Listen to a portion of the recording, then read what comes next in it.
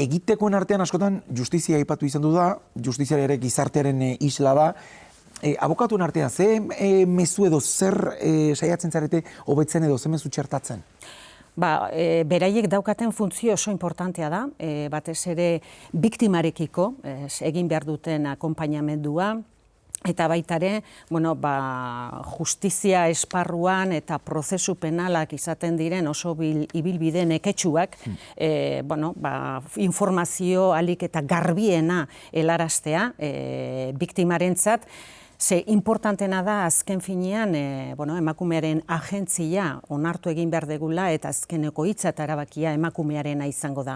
Baina erabaki hori benetan bera ere nolabait onartua izateko eta kontziente izateko oso importantea da ondo informatuta egotea. Eta zentzu horretan abokatu gazteak, hain zuzen ere gaur arratsaldean ekitaldi hori zuzenduta dago abokatu izango diren gazte horientzat, testu inguru hau azaltzea, partekatzea eta gogoeta bat egitea egingo dugu gaur arratsaldean.